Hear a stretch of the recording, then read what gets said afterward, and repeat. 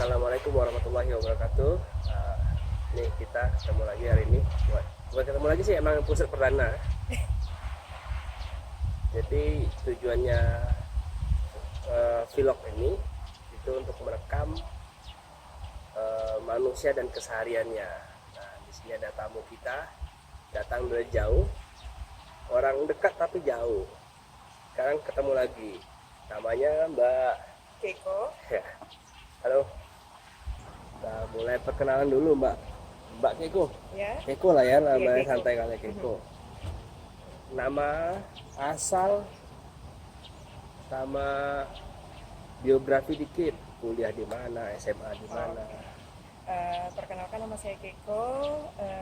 Asal kota lahir Pekanbaru sampai SMA, kemudian merantau ke Jakarta buat kuliah, dan bisa dibilang sampai sekarang sih. Jadi sudah sekitar merantau itu 12 tahun, 12 tahun.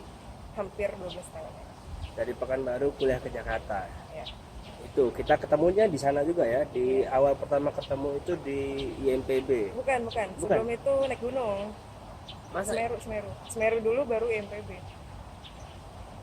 IMPB dulu. Enggak, Semeru dulu. Semeru dulu. Nah, jadi setelah tahu, oh ini ternyata anak-anak Pekanbaru, abis itu baru Ikut diajak IMPB. ke Oh IMPB. gitu. Oke.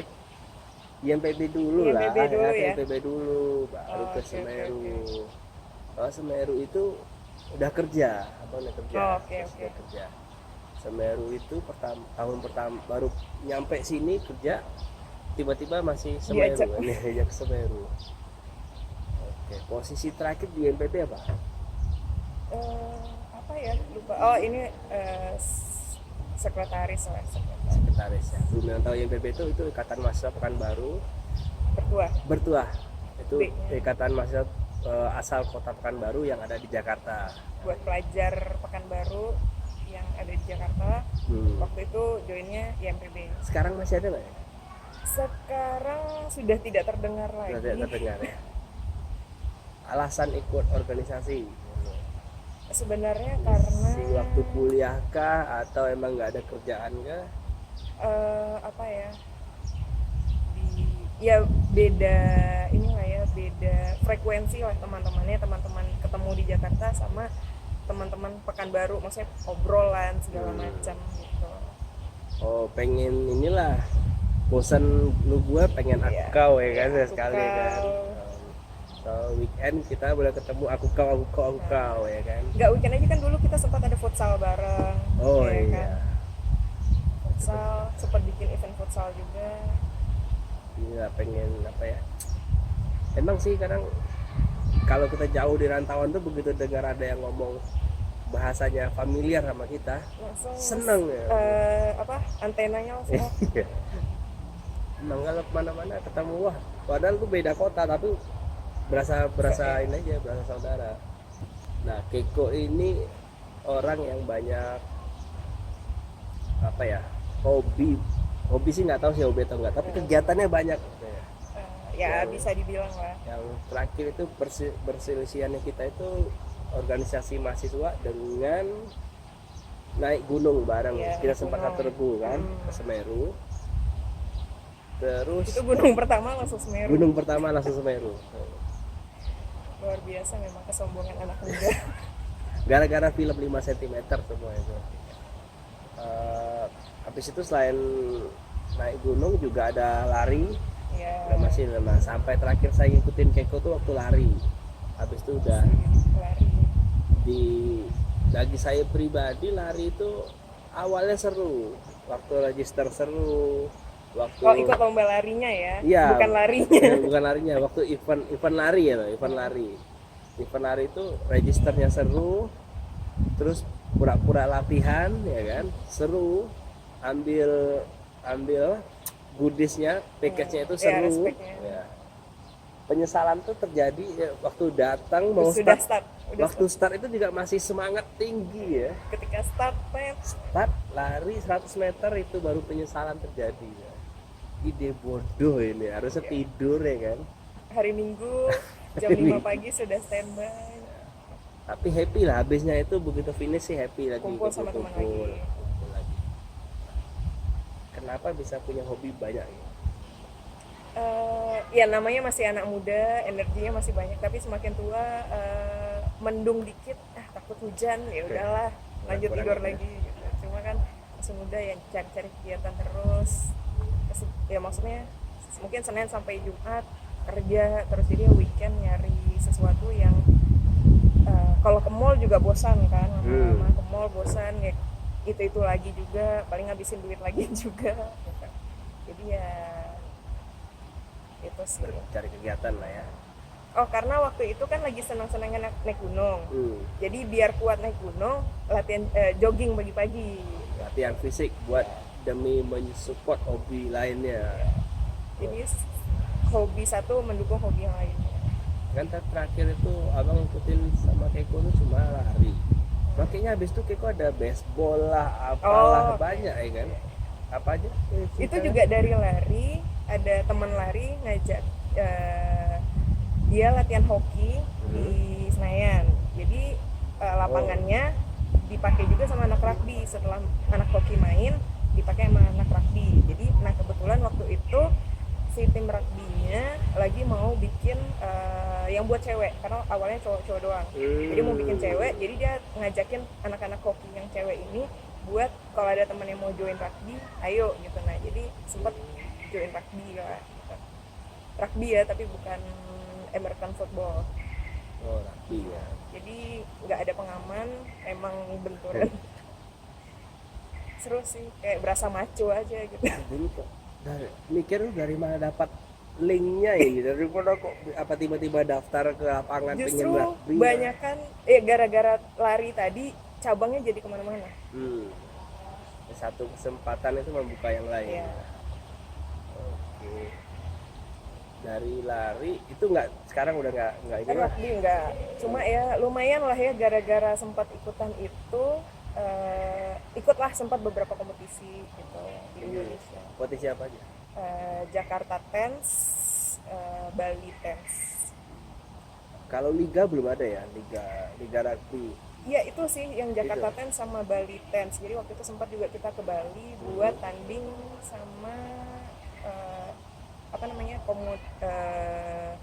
apa sih istilahnya, ya kayak semacam komunitas ya, organisasi rugby tiap daerah gitu.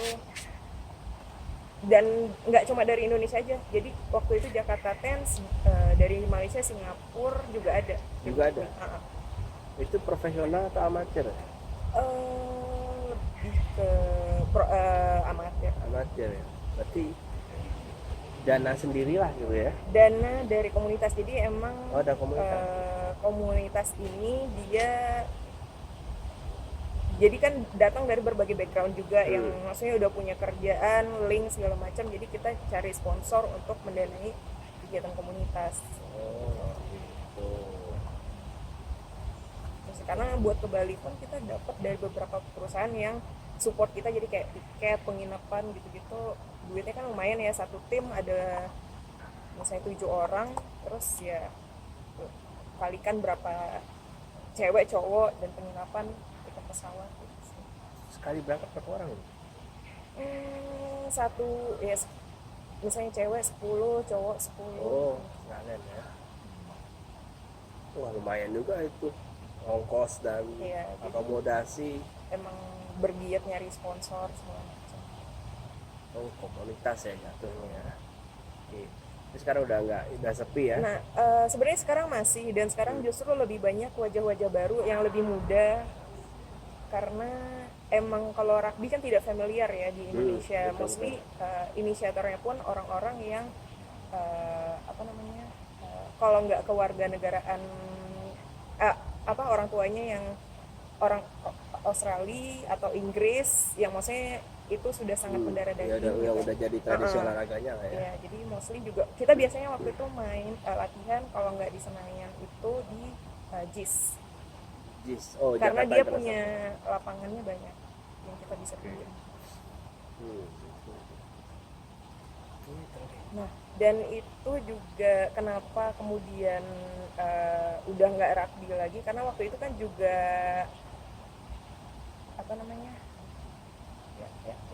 waktu itu juga trail running. Hmm. Nah ini jadi kayak kontradiksi gitu loh. Rugby kan banyak menghantam badan dan rentan cedera. Kayak teman ada betul. yang maksudnya ya patah-patah tuh biasa lah, kuping Dengkul robek tuh lah ya. biasa, kuping robek biasa, paha kaki patah tuh ya udah biasa gitu. Jadi sementara waktu itu lagi mau ikut lomba trail running juga, jadi untuk menghindari cedera ya rugby-nya stop, karena maksudnya lebih, kalau secara jiwa, Udah tua juga ya kan. secara jiwa lebih lebih memilih trail. Jadi mungkin sedikit filosofis, lari trail itu kan lari road maupun trail itu kan olahraga individual. Jadi pengen apa ya, challenge diri sendiri, bisa nggak sih olahraga tim gitu, mampu maksudnya untuk challenge diri sendiri biar nggak terlalu individual gitu. Jadi ikut yang Rugby itu pengen coba yang ini, yang tim ya. yang tim ya. Oke. Karena beda sih, maksudnya ketika tim kita nggak bisa salah-salahin karena semuanya saling support gitu kan. Kalau berlari ya udah, dia mau ketinggalan ya udah urusan masing-masing gitu. Kalau lari udah kemana aja? Masa Masih Indonesia Indonesia aja ya. Nah, ada event yang keluar kota itu tetap ikut ya? Tergantung jika kalau waktunya memungkinkan, keuangan memungkinkan, dan waktu sih, maksudnya waktunya cukup untuk latihan, terus juga ya keuangan pastilah, karena kan duit sendiri ya, jadi tiket pesawat, penginapan, dan kan maksudnya di luar tiket pesawat dan penginapan, untuk latihan aja kita perlu keluar duit, nutrisi segala macam. Hobi-hobi dewasa itu emang ngabisin duit dan ngabisin tenaga. Belum lagi kalau cedera ke fisioterapis yang keluar duit lagi. Betul. Karena itu asuransi kesehatan penting. Tapi dari lari ini ujung-ujungnya sekarang jadi profesi, membuka pintu rezeki, bukan begitu? Ya lumayan sih, maksudnya dari lari kadang diajakin bantu event teman gitu. Jadi awalnya sering bantuin event orang aja sih, kemudian ada yang ketok-ketok message di LinkedIn nawarin jadi race director seperti itu. Jadi Race director apa itu? ya jadi yang orang yang bertanggung jawab untuk memastikan sebuah lomba lari itu berjalan lancar gitu. Jadi dia mengatur rute segala macam ya. Oke. Sekarang ini kerjanya ini posisinya di event organizer khusus untuk lari ya? Sebenarnya kayak startup yang salah satu lini bisnisnya adalah membuat event lari. Membuat event lari. Dan di Malaysia? Base-nya di Malaysia, cuma sedang ekspansi ke Indonesia, Kamboja. Karena kan maksudnya Indonesia punya market lari yang cukup besar ya, peminatnya nggak sepi lah. Misalnya dari saya pertama kali ikut event lari itu 2013 sampai sekarang, event lari makin banyak, peserta makin banyak, maksudnya ada aja gitu. Mau dibikin tiap minggu ada 2-3 event juga rame-rame aja gitu. Ada sih event lari itu di Indonesia cukup, karena kita haus liburan ya, jadi cukup positif ya ini ya sambutannya saya rasa.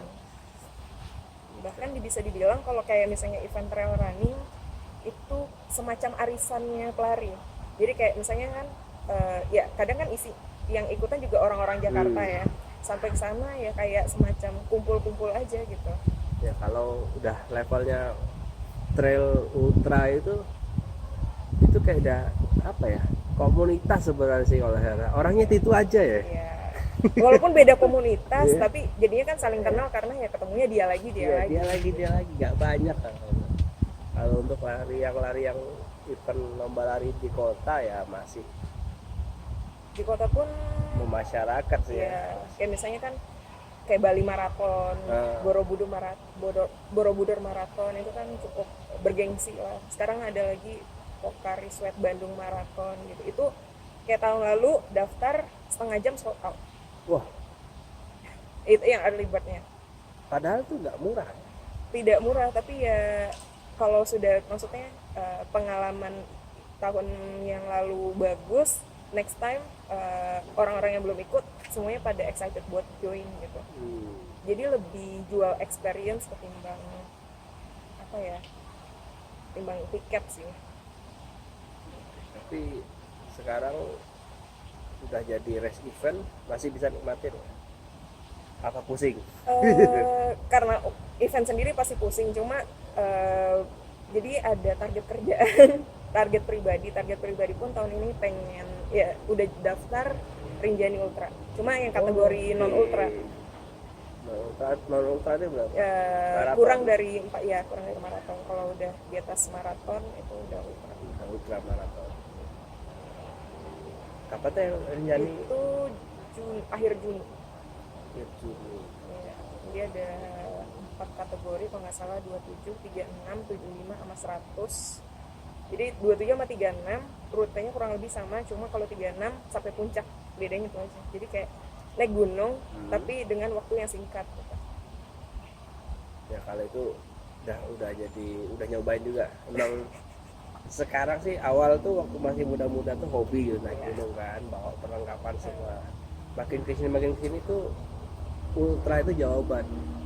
Karena waktu tidak banyak. Waktu tidak banyak dan yang penting itu kita bawa dompet, nyampe nikmatin jajanan, pulang udah. Ya, apalagi gunung-gunung Indonesia sekarang udah pada banyak warung. Udah banyak warung.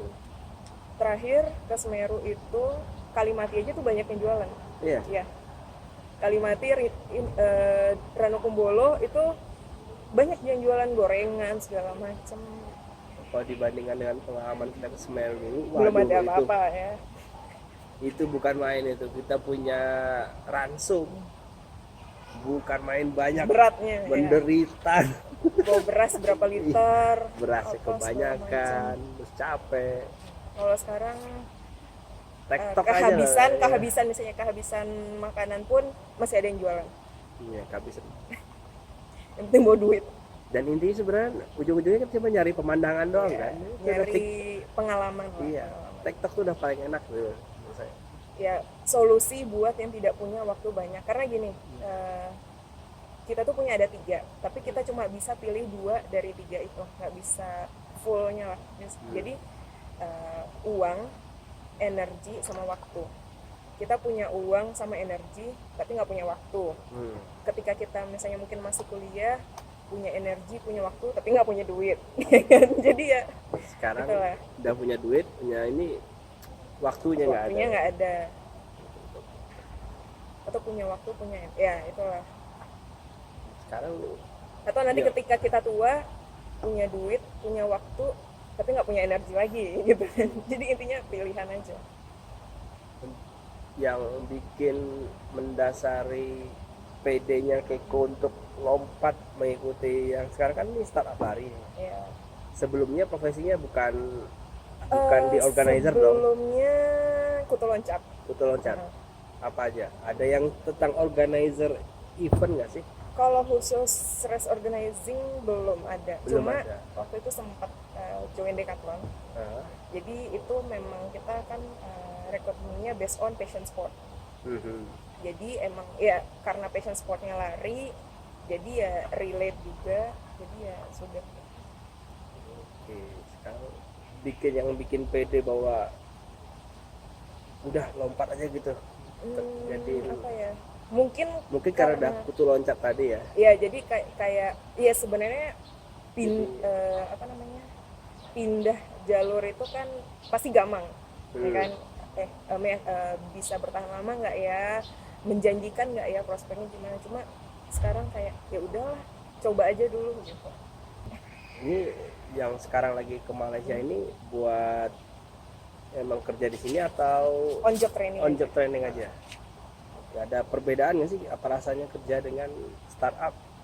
Bukan cuma kerja di luar negeri tapi kerja di startup luar negeri. Sebenarnya karena sudah pindah-pindah dari berbagai ini, biasa aja lah ya. Lebih bukan masalah luar negeri atau bukannya sih, jadi emang tiap company punya culture-nya masing-masing yang ya udah tinggal kemampuan adaptasi aja. Ada bedanya berarti. Walaupun karena kan sebelumnya juga kayak misalnya kerja sama expat juga segala macam, cuma memang ada masing-masing ada karakternya aja gitu. Jadi Karena lebih udah challenge terbiasa itu, pindah-pindah, bidangnya pun tukar-tukar, jadi sebenarnya sama-sama aja sih iya, ya, cuma iya.